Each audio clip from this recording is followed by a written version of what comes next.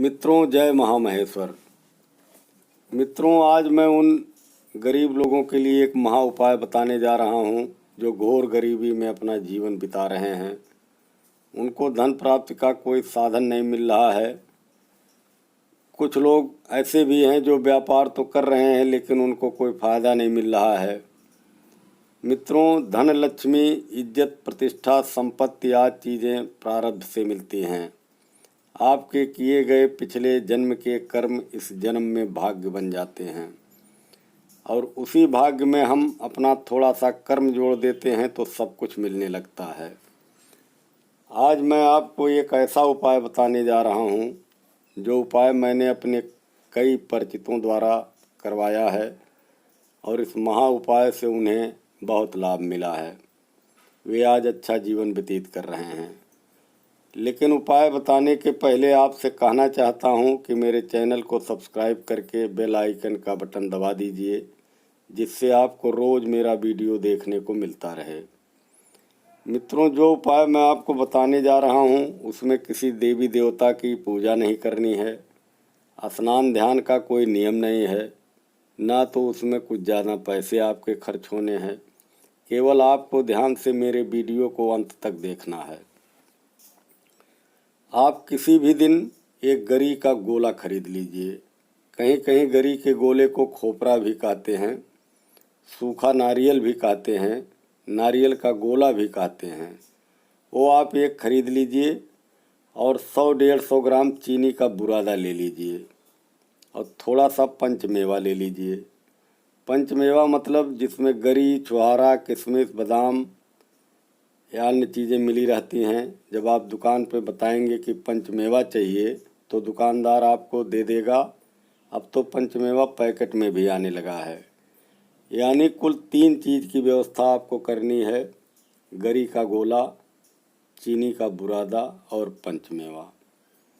ये कुल 3 चीज़ें ही चाहिए। अगर पंचमेवा ना खरीद पाएँ तो मत लीजिए, लेकिन अगर आप खरीदने लायक हों तो ज़रूर लीजिए। चीनी का बुरादा न मिले तो चीनी लेकर घर पर पीस लीजिए। अब ये सारी चीज़ें आपके पास मौजूद हो जाएं तो यह उपाय, जिसका तरीका मैं आपको बताने जा रहा हूँ, उस उपाय को किसी रविवार के दिन करें। यह उपाय आप रविवार को सूरज निकलने से लेकर सूर्यास्त होने के पहले यानी दिन भर में कभी भी कर सकते हैं। अब इसका करने का तरीका सुन लीजिए। रविवार को गरी के गोले के ऊपर चाकू से गोल सा एक छेद बना दीजिए जिसमें आपके हाथ का अंगूठा जा सके। अब अंदर खोखले हिस्से में चीनी का बुरादा और पंचमेवा मिलाकर डाल दीजिए। पंचमेवा ना हो तो केवल चीनी का बुरादा भर दीजिए। बुरादा भरते समय ईश्वर से या अपने इष्ट देव जिसकी आप पूजा पाठ करते हों या उनको मानते हों, उनका ध्यान करके प्रार्थना करिए, हे प्रभु, मैं आपकी कृपा से कुछ जीवधारियों के भोजन की व्यवस्था कर रहा हूँ। प्रभु, मेरी गरीबी दूर करिए।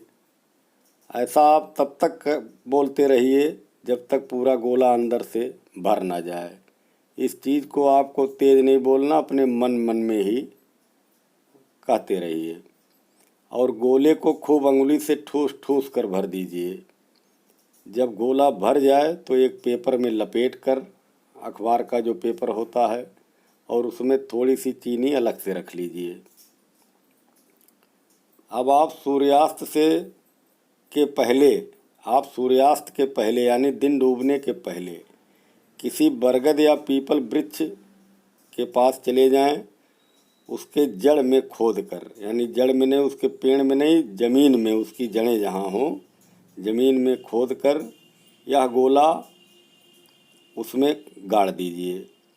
गाड़ते समय जिस छेद से आपने गोले को भरा है उसका मुंह ऊपर रखिए। उसको किसी ईंट या पत्थर के टुकड़े से ढक दीजिए, यानी ऊपर से कोई ठोस चीज़ रख दीजिए। आपको यहाँ ध्यान रखना है कि गोले को चारों तरफ से मिट्टी से ठोस कर दीजिए, यानी वो हिलने डुलने लायक ना रहे। उसको जैसे भर दीजिए चारों तरफ से, केवल मुंह खुला रहे उसका। जिससे कोई जानवर उस गोले को, जैसे बिल्ली, कुत्ते, ये सब उखाड़ ना सकें। और जो आप ऊपर पत्थर रखिए वो थोड़ा वजनी हो, जैसे एक कोई ईंट हो रख दीजिए उस पर, ताकि आसानी से कोई उसको गिरा ना सके। मित्रों, अब जो आप चीनी थोड़ा सा अलग से ले गए हैं, अब उस जगह के चारों तरफ आप बिखेर दीजिए। और जब आप बिखेर देंगे तो उससे चींटियाँ उस जगह तक, माने जो उसके छेद का मुंह जो है वहाँ तक पहुँचने लगेंगी। मित्रों, इसके बाद आप घर आ जाइए या जहाँ जाना हो जाइए, अपने काम पे जाइए, कहीं भी जाइए। अब आपका काम यही समाप्त हो गया। आपने लाखों चींटे का महीने भर का, कई महीने का भोजन वहाँ इकट्ठा कर दिया है। यही उपाय आप 5 रविवार तक करते रहें। आप देखेंगे कि आपके इस पुण्य कर्म का कैसा अच्छा फल भगवान आपको देगा। लेकिन समय अच्छा आने के बाद भी ज़रूरतमंद की सहायता दिल से करते रहिए। ईश्वर कई गुना आपको देता रहेगा। मित्रों, अंत में एक बात मैं फिर आपसे कहना चाहता हूं कि मेरे चैनल को आप ज़रूर सब्सक्राइब कर दीजिए। मैं रोज़ एक वीडियो यूट्यूब पर डालता हूं, जिससे रोज़ आपको मेरा वीडियो देखने को मिलता रहे। मित्रों, आज मैं अपनी बात यहीं समाप्त करता हूं। अगले वीडियो तक के लिए जय महामहेश्वर।